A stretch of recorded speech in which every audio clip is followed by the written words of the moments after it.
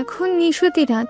ধীরে ধীরে ঘড়ির কাঁটা এগোচ্ছে দিনের ঘরে। গাঢ় আধারে ডুবে আছে ধরাধাম। আকাশে উঠেছে মস্ত বড় পূর্ণিমার চাঁদ। বইছে মৃদু বাতাস। আশেপাশে কোথাও একদল কুকুর ডাকছে নিজস্ব স্বরে। দু একটা জোনাকির দেখা মিলছে অদূরের ঝোপে। তারা নিজস্ব আলো জ্বালিয়ে উড়ে উড়ে ঘুরে ঘুরে বেড়াচ্ছে স্বাধীন মনে। থেমে থেমে ঝিঝি পোকাও তাল মিলাচ্ছে অদ্ভুত স্বরে। ঠিক সেই মুহূর্তে বাসা থেকে বেরিয়ে এলো সকার স্বর্ণ। হাঁটছে ধীর গতিতে, ভয়ে এদিক ওদিক তাকাচ্ছে সতর্ক দৃষ্টিতে। তাদের থেকে মাত্র কয়েক হাত দূরেই অন্ধকারে দাঁড়িয়ে আছে একটি পুরুষ অবয়ব। দারোয়ান কাকাকে দেখা যাচ্ছে না, বেঘরে ঘুমোচ্ছে বোধ হয়। আর একটু সামনে গিয়ে কাঙ্ক্ষিত ব্যক্তির দেখা পেয়ে দ্রুত এগিয়ে গেল তারা। আর্তনাদ করে ঝাঁপটি ধরলো সেই আগন্তুককে। আঘাতপ্রাপ্ত শরীরে হালকা স্পর্শ যান বেরিয়ে যাওয়ার জোগাড়। তবুও আগন্তুক ব্যথাত শব্দ না করে নিজেকে সামনে নিল। জোরপূর্বক হাসার চেষ্টা করলো। দুজনকে জাপটে ধরে কিছু বলার চেষ্টা করলো, কিন্তু অতিরিক্ত জ্বরে কাঠ হয়ে আসা কণ্ঠস্বরে কোনো শব্দই বের হলো না। কয়েকবার শুকনো ঢোক গিলেও চেষ্টায় ব্যর্থ হলো। তাকে এই অবস্থায় হাসতে দেখে শখ কান্না ভেজা স্বরে বলল, এ কি অবস্থা তোমার? কোথায় ছিলে তুমি? ফোন বন্ধ ছিল কেন? ছোট বোনের কথা শুনে বুঝে আসা চোখ দুটো পুনরায় খুলল সায়ন। আশেপাশে তাকালো, তারপর ধীরে ধীরে বলল, আমাকে ধর বোন, মাথা ঘুরছে, হাঁটতে পারছি না, মনে হচ্ছে এক্ষুনি পড়ে যাব। ভাইয়ের কথা শোনা মাত্রই স্বর্ণ আর শখ দ্রুত তাকে ধরলো।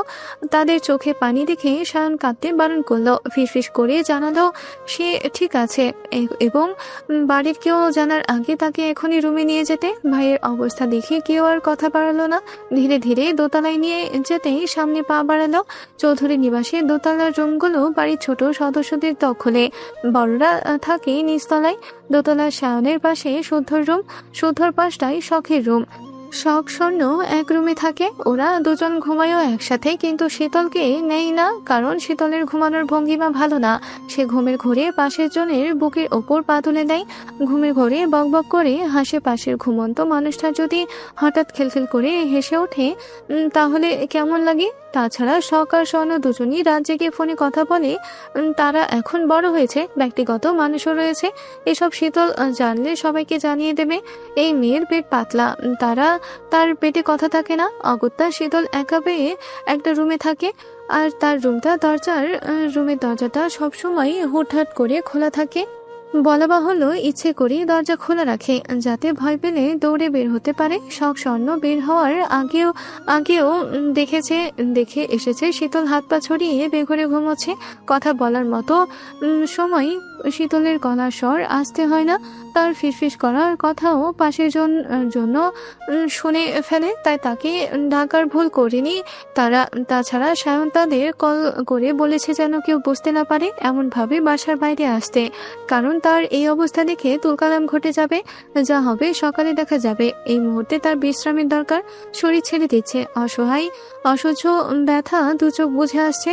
তাছাড়া এবারে যে প্রথম তা নয়। এভাবে প্রতিদিনই মধ্যরাতে বাসায় ফিরে এসে আর তাকে চুপি চুপি বাসায় ঢুকতে সাহায্য করে তারই ছোট বোনেরা। তারা চারজন বাইরে থেকে সিঁড়ির কাছে আসতেই ড্রয়িং রুমের লাইট জ্বলে উঠল হঠাৎ। অন্ধকার কেটে আলোর মাঝে দেখা গেল শাহাদাত চৌধুরী দাঁড়িয়ে আছেন। দৃষ্টি তাদের দিকে নিবদ্ধ। ছোট চাচুকে দেখে চারজন ধরা পড়ে মাথা নিচু করে নিল। তবে মনে মনে খানিকটা স্বস্তি পেল। শারাফাত চৌধুরীর কাছে ধরা না পড়ায় ওনার কাছে ধরা পড়লে খবর ছিল তাদের। শাহাদত চৌধুরী আঘাতপ্রাপ্ত শাহানের আপাদ মস্তক তাকিয়ে দীর্ঘশ্বাস ছাড়লেন। ছেলেটার মাথায় হাতে পায়ে ব্যান্ডেজ করা। এই ছেলেকে কতবার বুঝিয়েছেন এসব রাজনীতি না জড়াতে, কিন্তু এই ছেলের কথা শুনলে তো শুধু তাকে একবার নয় বারবার বাড়ির সব সদস্যরা তাকে বুঝিয়েছে এসব না করতে, কিন্তু সে শোনেনি, বরং যে দেখিয়ে দলনেতা হয়েছে। তার চেলাবেলারা তাকে ভাই ভাই করে ডাকে, মুখে ফেলা তুলে ফেলে। মিটিং করে মারামারিতেও দেখা যায় তাকে। যতদিন যাচ্ছে রাজনীতির সঙ্গে আরো জড়িয়ে যাচ্ছে সে। এবং আজ জানা গেছে আবু সিদ্দিক নামের একজন রাজনীতিবিদের ডান হাত সে নির্বাচনের জন্য যত দৌড় ঝাঁপ করতে হয় করছে আবু সিদ্দিকের হয়ে। এই কথা শোনা মাত্র শারাফাত চৌধুরী ভীষণ খেপেছে তার উপর, কারণ চৌধুরী নিবাসে কেউ সরাসরি রাজনীতিতে জড়ায়নি কখনো। সায়ানি এই দুঃসাহস দেখিয়েছে। এসবের চক্করে কবে যে মার খেয়ে মরে রাস্তায় পড়ে থাকে কে জানে। ভালো স্টুডেন্ট সে, রেজাল্টও ফার্স্ট ক্লাস, অথচ আবেগের বশে ভুল ডিসিশন নিয়ে ক্যারিয়ার নষ্ট করতে রাজনীতিতে নাম লিখিয়েছে সে। তাকে কোনোভাবে বোঝানো যাচ্ছে না রাজনীতি এত সোজা নয়। রাজনীতিতে টিকে থাকতে গেলে নোংরা সাফ করার প্রসঙ্গে নিজের গায়েও নোংরা লাগাতে হয়। লয়াল পার্সন হয়ে আর যাই হোক কখনো রাজনীতি করা যায় না, করলে জানমান সহ ক্ষমতার স্থায়িত্ব থাকে না। এসব ভাবতে ভাবতে উনি এগিয়ে এলেন ড্রয়িং রুমের দেওয়ালে সেটে রাখা বড় দেওয়াল ঘড়ির দিকে তাকিয়ে সময়টা দেখে নিলেন। একবার তাকালেন বড় ভাইয়ের রুমের দিকে। ওই মানুষটা কিছুক্ষণ আগেও রুমে গিয়েছে। ছেলের টেনশনে অস্থির হলেও কাকে বুঝতে দিতে রাজি নন তিনি। সায়ান পরশুদিন দুপুরে সবার সঙ্গে খেয়ে বেদি হয়েছিল। এরপর খোঁজ পাওয়া যাচ্ছিল না, তার ফোনও বন্ধ ছিল, তার ফ্রেন্ডরাও খোঁজ দিতে পারছিল না। দলের চালাপলাদের জিজ্ঞাসা করেও লাভ হয়নি। মধ্যখানে একদিন পর এক রাতে বাড়ি ফিরেছে সে।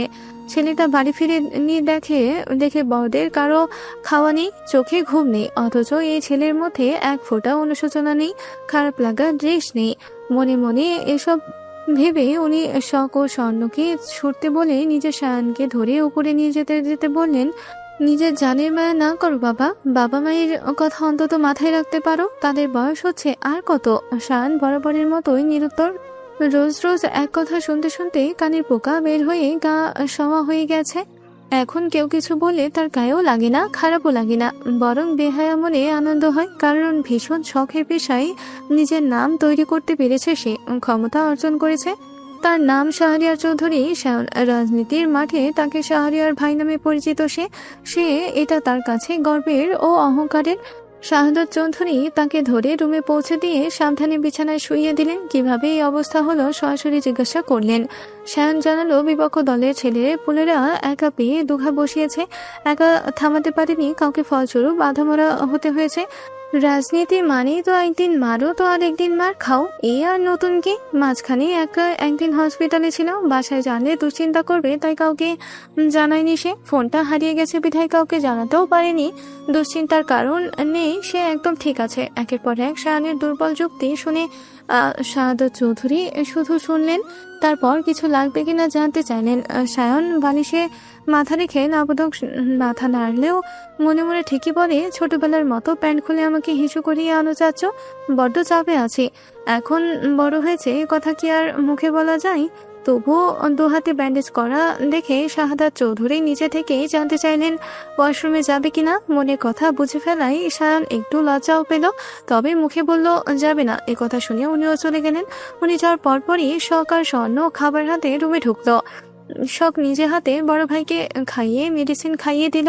এদিকে খাওয়ার পর প্রস্রাবের চাপ আরও বেড়েছে। ছোট বোনদেরও বলতে পারছে না ওয়াশরুম নিয়ে যাওয়ার কথা। যতই হোক বোন তো।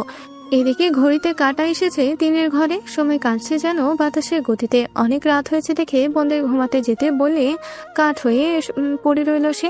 শখ ভাইয়ের গায়ে চাদর টেনে পা বাড়াতেই সায়ন চোখ বন্ধ করা অবস্থায় বলল, শুদ্ধ কি বাসায় আছে নাকি চলে গেছে? ছোট ভাইয়া বাসাতেই আছে, ওকে ডেকে দিয়ে যা, আসতে ডাকিস, কেউ যেন না শোনে। আচ্ছা ভাইয়া। এই কথা বলে শখ আর স্বর্ণ শুদ্ধর রুমের দরজায় নক করলো। দুবার নক করতেই শুদ্ধ বেরিয়ে এলো, সম্ভবত পড়ছিল। এত রাতে দুজনকে দেখে শখ আর স্বর্ণ কিছু বলল সায়ান ডাকছে। এত রাতে সায়ানের ডাকা মানে আহত হয়ে বাড়ি ফিরেছে। সে কথা না বাড়িয়ে তাদের যেতে বলে নিজেও পা বাড়ালো বড় ভাইয়ের রুমে। শুধু সায়ানের রুমে গিয়ে কেবল তাড়াতে সায়ন তীক্ষ্ণ দৃষ্টিতে ছোট ভাইয়ের দিকে তাকানো। রাগে মুখ থমথম করছে তার। এতক্ষণ নিজেকে সামলালেও শুদ্ধকে দেখা মাত্রই চরচর করে রাগ বাড়ছে। ইচ্ছে করছে নাক বরাবর ঘুষি দিয়ে বসিয়ে দিতে। শুদ্ধ বড় ভাইয়ের দৃষ্টির মানে বুঝেও নির্বাক। সে জানে তাকে ডাকার মূল কারণ। সে নিজেও ভাইয়ের দিকে থেকে দৃষ্টি সরালো না, বরং চোখে চোখ রেখে সামনের সোফায় রাজকীয় ভঙ্গিমায় বসলো। তাকে এভাবে বসতে দেখে শায়নের মেজাজ আরো বিগড়ে গেল। সে ব্যথায় শরীরে চট করে উঠে বসলো।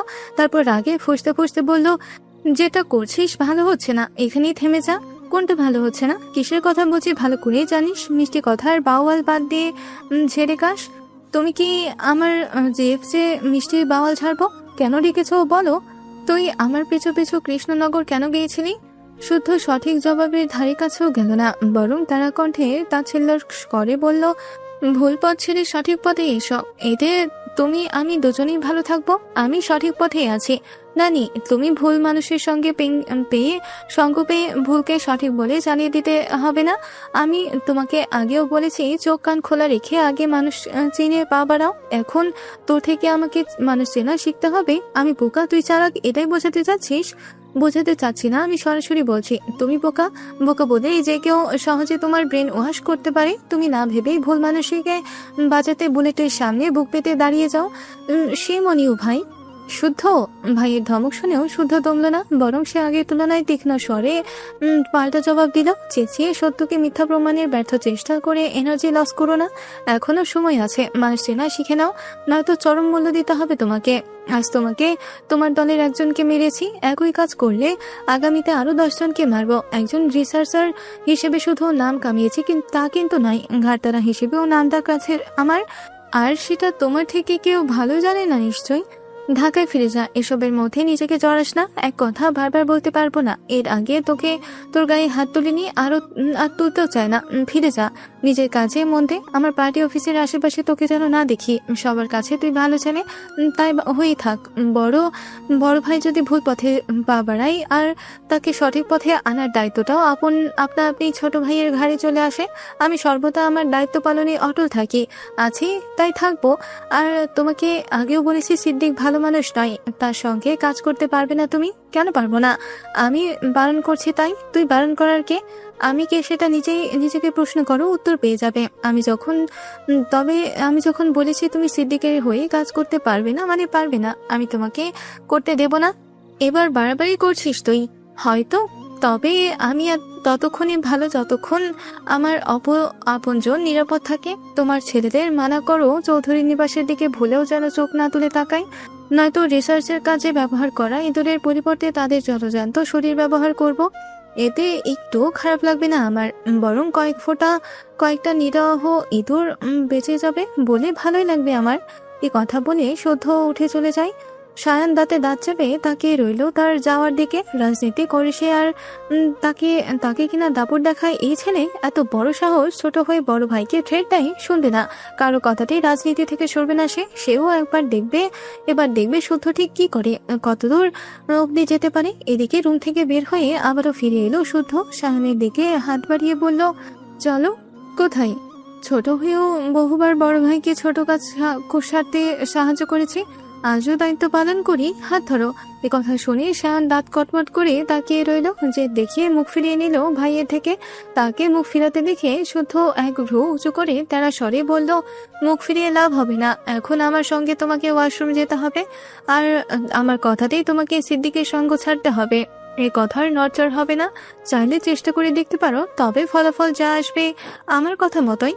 প্রয়োজনে লিখে রাখো, আমি শুদ্ধ যে এক কথার মানুষ সেটা মনে করিয়ে দিতে হবে না নিশ্চয়। এই কথা বলে শুদ্ধ ভাইয়ের হাত শক্ত করে চেপে ধরে উঠে দাঁড় করালো। এদিকে তলপেটের চাপ, অন্যদিকে ভাইয়ের জেদের কাছে হার মেনে শায়ানকে উঠতেই হলো। শারাফাত চৌধুরী 3 সন্তান, শায়ান, শুদ্ধ আর শখ। তারা বরাবরই মেধাবী স্টুডেন্ট। তাদের সঙ্গে পড়াশোনা নিয়ে ঘ্যান করতে হয়নি কখনো কাউকেই, বরং তারা ফার্স্ট ক্লাসে উত্তীর্ণ হয়েছে প্রতিটা পরীক্ষায়।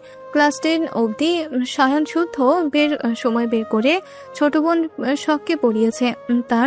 তার জটিল সমস্যাগুলো যত্ন করে বুঝাতে গিয়ে কখনো মেরেছে, কখনো বকেছে।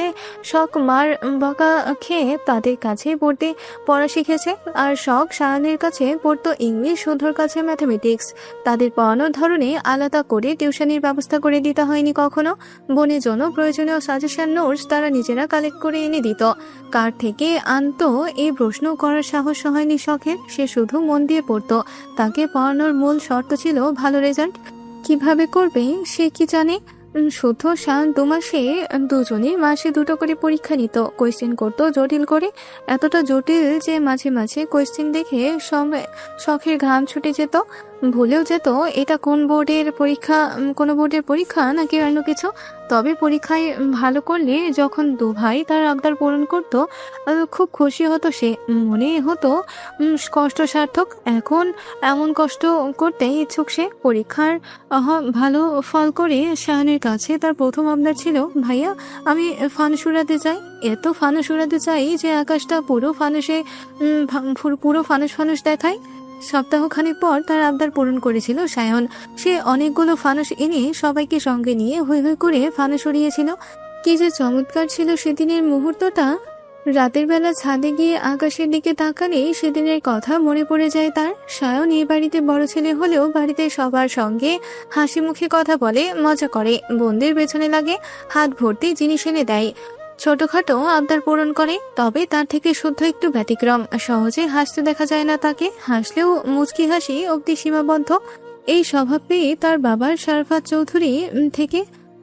চৌধুরী যুবককালে কার্বন কপি যেন শুদ্ধ। কথায় কাজে একই রকম তেরা স্বভাবে। যা পছন্দ নয় তা কখনো করবে না। তাকে দিয়ে সে কাজ কেউ করাতে পারবে না। আবার যা পছন্দ তার থেকে কেউ কেড়ে নিতে পারবে না। যেটা তার শুধু তারই। যেটা করবে বলে ঠিক করবে সেটা সে করবেই। তাকে আটকানো মুশকিল প্রায়। স্বাভাবিক কথা বলার সময়ও তার দৃষ্টি দেখে আচমকা বুকটা ধক করে ওঠে। মনে হয় এই বুঝি মনের গোপন কথা পড়ে ফেললো। শাহানের সঙ্গে খুব সব ভাই বোনের সম্পর্ক খুনসুটিপূর্ণ হলেও শুদ্ধর সঙ্গে বনিবনা পড়ে না কারো। শারফাত আর শুদ্ধ বাড়ির এই দুই পুরুষ একটু আলাদাই বলা চলে। নিজের আপন ভাই হলেও শখ তাকেও একটু ভয় পাই। পরীক্ষায় ভালো ফল করে সে ভয়ে ভয়ে শুদ্ধর কাছে আবদার করেছিল, ভাইয়া তোমার কাছে আমি কিছু চাই। খাতাতে ম্যাথ করতে করতে শুদ্ধ চোখ তুলে বোনের দিকে তাকালে শখ থতমত খায়। কথা ভুলে যায়, কথার খুই হারিয়ে সে ভুলে যায় কি বলতে চেয়েছিল। বোন ভয় পাচ্ছে দেখে শুদ্ধ নরম স্বরে জিজ্ঞাসা করছিল, কি চাস বল। রিসার্চার সোয়াহিব চৌধুরী শুদ্ধর বোন হিসেবে সবার কাছে এক্সট্রা সম্মান পেতে চাই। তোমাকে সফল রিসার্চার হিসেবে দেখতে চাই আমি। এ কথা শুনে শুদ্ধ জবাব দেয়নি, হাসিও নি। শুধু বোনের দিকে তাকিয়ে মাথা নেড়ে সম্মতি জানিয়েছিল। রিসার্চার হওয়ার তারও স্বপ্ন ছিল, কিন্তু শারফাত চৌধুরী চাইতেন সে মেরিনার হোক, বড় বড় শিপে শিপে ঘুরে বেড়াক দেশে হতে দেশান্তর। যখন বোনকেও সাপোর্ট পেতে দেখলো, সেও সিদ্ধান্তে অটল রইল। এরপরে পড়াশোনার তাগিদে চলে গেল ঢাকায়।